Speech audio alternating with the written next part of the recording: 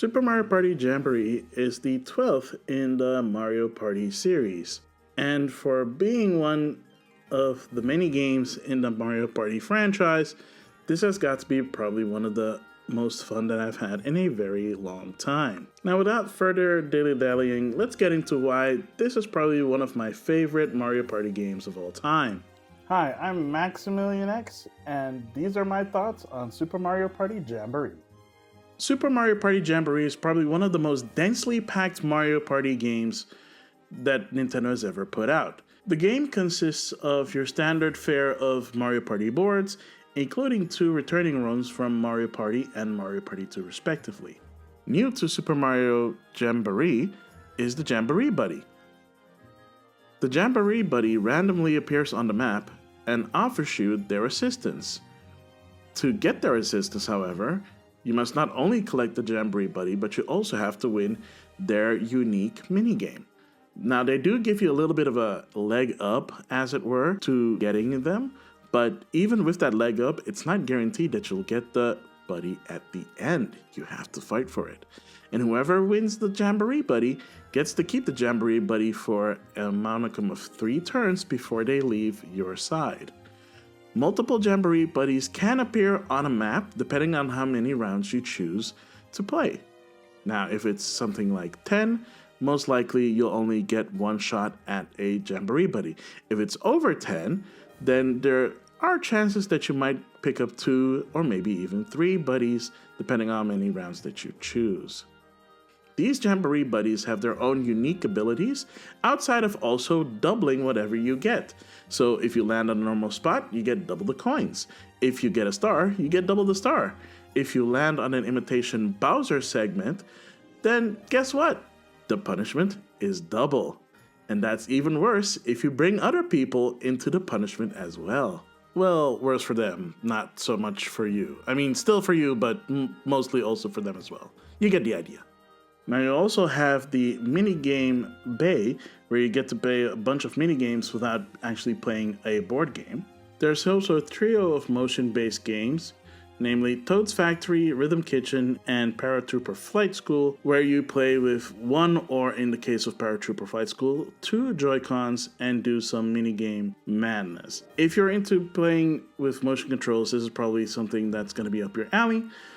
In my case, this was something that I didn't really get into, although it looked really interesting. The whole idea of getting into the minigames with motion controls were personally probably one of my least favorite things about this game.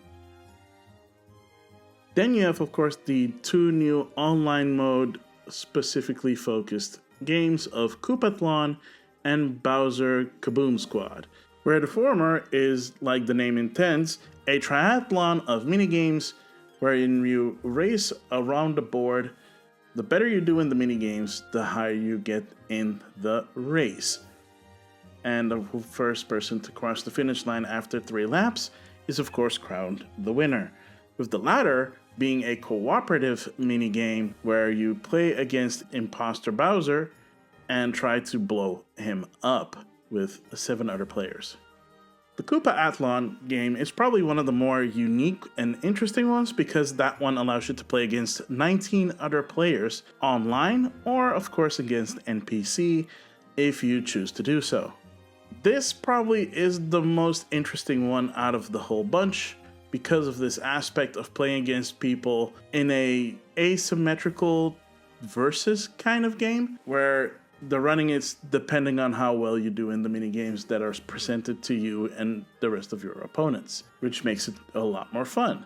Whereas in Bowser Kaboom Squad, you play with 7 other players online to take down Imposter Bowser by loading up a cannon with bombs, and then once you've acquired enough bombs, shoot at the Imposter Bowser until his HP drops at 0. You have multiple rounds to achieve this, and if you don't do it within the time, you fail, of course. And if you do finish it in time, you have one last explosive minigame to play before you take him down outright.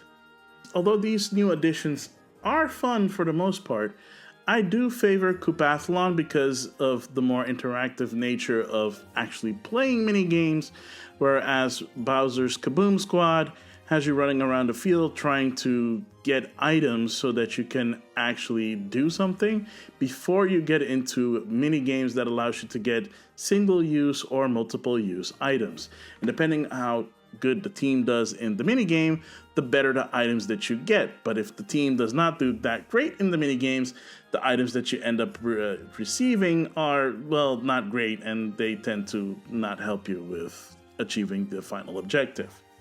And finally, there is also a new single player mode specifically for this game called the Party Planner Trek, where you help various NPCs around the mission board, which is basically the play boards from Mario Party itself, where you're basically helping them to set up the Mario Party board before the main party begins. The great thing about this is that it allows you to unlock decorations for your plaza, as well as help you to get more achievements that you need to unlock stuff for the game. Specifically, the other boards that are on the game for the standard Mario Party mode are unlocked in this manner.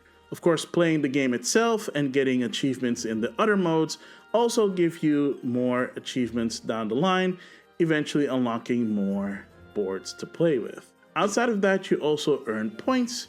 These you can use to buy items as stickers for your postcard that you share automatically when you play online with other people, as well as unlocking sounds of the soundtrack of the game, which is pretty cool. I like that kind of stuff. So to cap it off, Super Mario Party Jamboree is so much fun that you could probably play this for so many years to come, especially if you have friends that you can play with. And now that they added proper online functionality, you can play with friends online, as well as with playing against random people. With the newly added Koopathon and Bowser Kaboom Squad, you can play even more varieties of online play as well. Just make sure that if you're going to be playing with randoms, that it is something that you're really into. If not, try and get your friends together to play online, maybe with a Discord server, so that you can have voice chat with it as well. So, have you picked up Super Mario Party Jamboree?